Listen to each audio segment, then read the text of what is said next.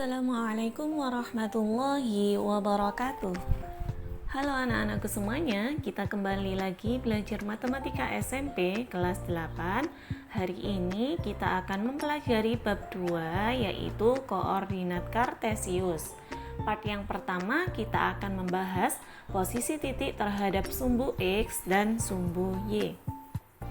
Kompetensi dasar yang akan kita pelajari pada hari ini ada 3.2, yaitu menjelaskan kedudukan titik dalam bidang koordinat kartesius yang dihubungkan dengan masalah kontekstual.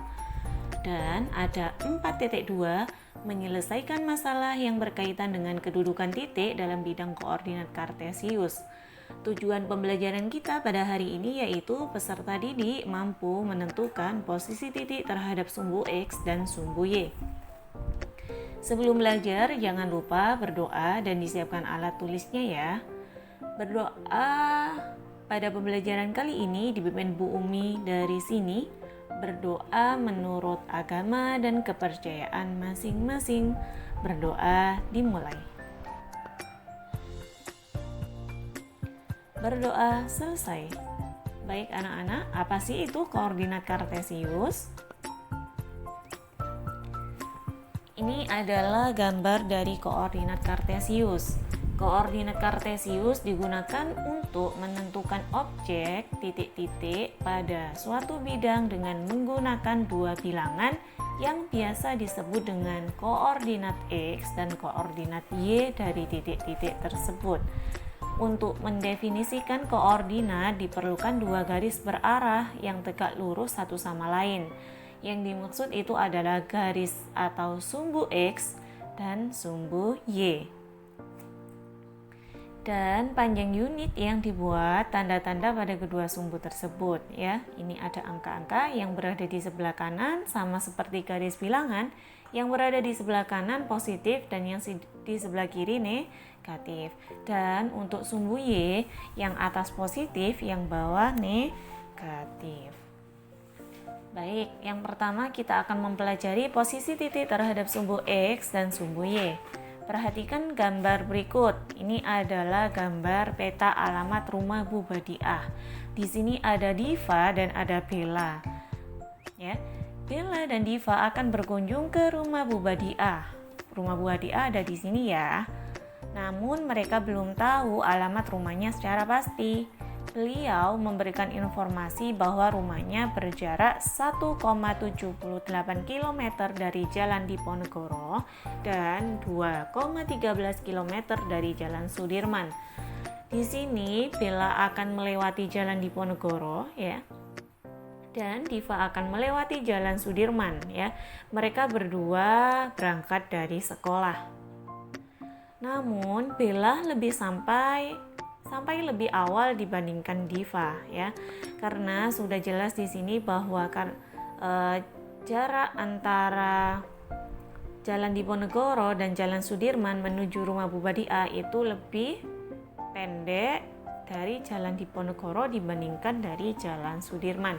Jadi otomatis di sini yang melewati Jalan Diponegoro yaitu Bella akan sampai lebih awal.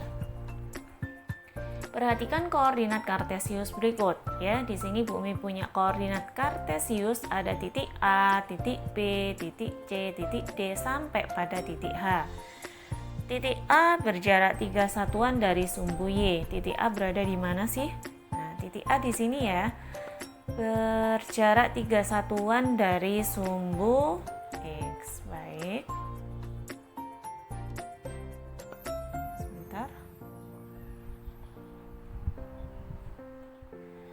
Oke, titik A ya. Titik A berjarak 3 satuan dari sumbu Y. Sumbu Y itu yang mana sih? Sumbu Y itu adalah ini ya, yang tegak ini adalah sumbu Y. Nah, A berada di sini ya. Berarti A jalan ke sumbu Y berapa satuan? 1, 2, 3 ya. A berjarak 3 satuan dari sumbu Y ya. 3 satuan. Kemudian titik A berjarak 6 satuan dari sumbu X. Kita buktikan titik A dari sini ke sumbu X. Sumbu X-nya di sini ya. 1, 2, 3, 4, 5, Begitu juga dengan titik-titik yang lain. Titik A berjarak 4 satuan dari sumbu Y dan berjarak 4 satuan pula dari sumbu X. Nanti bisa kalian buktikan ya, sampai pada titik H. Selanjutnya, perhatikan koordinat Kartesius yang lainnya. Nah, di sini sudah Bu Umi tuliskan bahwa setiap titik koordinat sudah mempunyai titik koordinatnya masing-masing. Pada titik A ya, ada titik koordinatnya yaitu 2,6 ya, yang mana sebuah titik dari koordinat Kartesius itu merupakan X, Y ya. Jadi di sini bila ada A 2,6 artinya X-nya itu 2 dan Y-nya adalah 6 ya. Mari kita lengkapi tabel di bawah ini. Ini adalah tabel mengenai jarak titik terhadap sumbu X dan sumbu Y. Di sini ada titik A tadi 2,6 ya, di mana titik A itu jarak ke sumbu X-nya adalah 6 satuan. Mari kita buktikan. Dari titik A 6 satuan ke sumbu X 1, 2, 3, 4, 5, 6. Kemudian jarak ke sumbu Y-nya adalah 2. Apakah benar? Oke, 1, 2 ya. Jadi benar bahwa titik A itu dengan koordinat 2,6 dan jarak ke sumbu X-nya adalah 6 satuan serta jarak ke sumbunya adalah 2 satuan. Nah, tabel ini nanti bisa kalian lengkapi sendiri untuk memperdalam materi pada hari ini. Selanjutnya, sumbu X dan sumbu Y membagi bidang koordinat Kartesius menjadi 4 kuadran ya. Nah, seperti ini ya. Ada kuadran 1, ada kuadran 2, ada kuadran 3 dan ada kuadran keempat.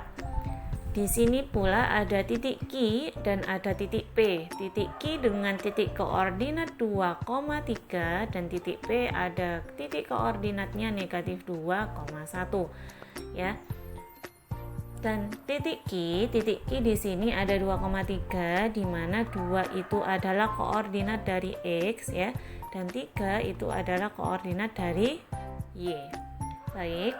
Untuk kuadran 1 ya, kuadran 1 itu memuat angka negatif apa positif. Oke, kita bahas kuadran 1 yaitu pada koordinat X-nya positif ya.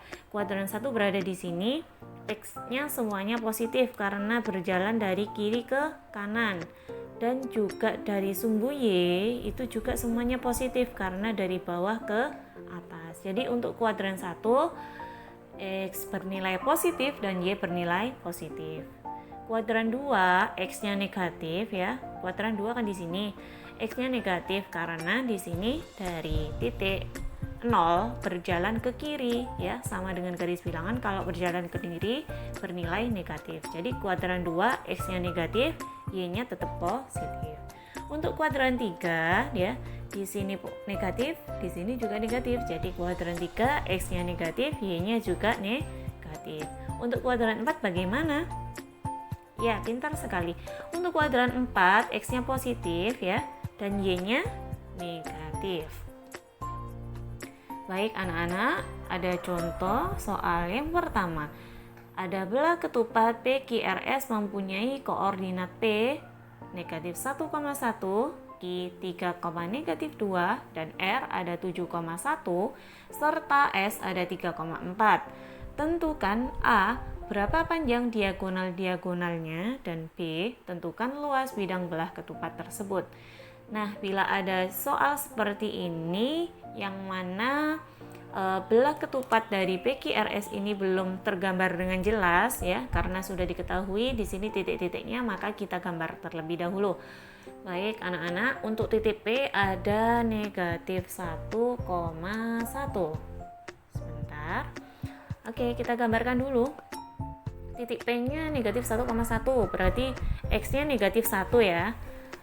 Gini, ini X, ini Y ya, yang depan X, yang belakang Y. Ini X, ini Y, dan juga sama untuk S, ini X, ini Y. Baik, kita cari dulu titik P-nya. Titik P-nya adalah X, Y. X-nya negatif 1. Ini X ya, negatif 1-nya berada di sini. Kemudian untuk Y-nya adalah 1. Y-nya ini ya, 1 di sini, berarti titik P adalah di sini ya. Ini adalah titik P. Kemudian titik Q berada di mana? Q ada X-nya 3. Ini X ya, 3 di sini. Kemudian Y-nya adalah negatif 2. Y negatif 2 berarti di bawah ya, di sini. Oke. Kita cari titiknya, berada perpotongannya di sini ya. Ini adalah titik Q. Kemudian titik R 7,1. 7-nya di mana ya? 7-nya di sini ya. Ini 7, Y-nya 1 di sini, berarti titik perpotongannya dari sini ke sini, di sini ya. R. Oke, kemudian S-nya di mana? S-nya adalah 3,4. Oke, di sini. Belah ketupat. Sekarang kita gambar belah ketupatnya dari titik P ya. Titik P ke titik Q. Seret dari titik Q ke R. R ke S. Oh, maaf ya, garisnya jelek. S ke P. Oke, kurang lebihnya seperti ini gambarnya. Baik anak-anak, yang ditanya adalah berapa panjang diagonal-diagonalnya. Baik, untuk menentukan diagonal dari belah ketupat itu kan berarti dari sumbu simetri belah ketupat tersebut ya. Berarti di sini dari titik P ke R serta dari titik Q ke S ya. Baik, untuk yang A, panjang diagonalnya belah ketupat PQRS adalah PR ya. PR itu dari mana? PR dari sini ke sini, kemudian ada QS. Oke. Sekarang kita tentukan panjang PR-nya berapa? Kita hitung. 1 ya, 2, 3, 4, 5, 6, 7, 8 ya. Jadi untuk PR 8 satuan, kemudian QS-nya kita hitung lagi. 1, 2, 3, 4, 5, 6 ya. Jadi panjang diagonal QS adalah 6 satuan. Jadi panjang diagonalnya adalah 8 satuan dan 6 satuan. Kemudian untuk yang B, tentukan luas bidang belah ketupat tersebut. Masih ingat nggak luas belah ketupat itu rumusnya apa? Ya, pintar sekali. Masih ingat ya? Oke, kita bahas. B, luas belah ketupat. Luasnya adalah setengah kali diagonal 1 dikali diagonal 2. Yang mana diagonalnya? Diagonal 1 adalah 8 dan diagonal 2 adalah 6. Kita substitusikan. Nah, bila sudah seperti ini, kita hitung.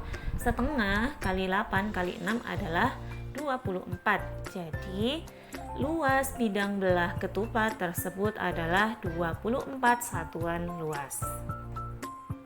Setelah kita mempelajari mengenai posisi titik terhadap sumbu X dan sumbu Y pada bab kedua, Bu Umi punya latihan soal untuk mengukur pemahaman kalian pada pembelajaran kali ini. Silakan dikerjakan latihan soal berikut.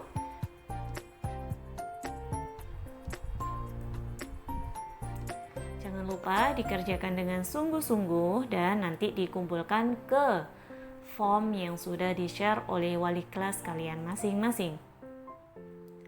Demikian pembelajaran kita pada hari ini. Semoga ilmu yang Bu Umi sampaikan pada hari ini bermanfaat. Jangan lupa dibantu subscribe, like, dan juga share video ini ya. Semoga bermanfaat. Bu Umi akhiri. Assalamualaikum warahmatullahi wabarakatuh.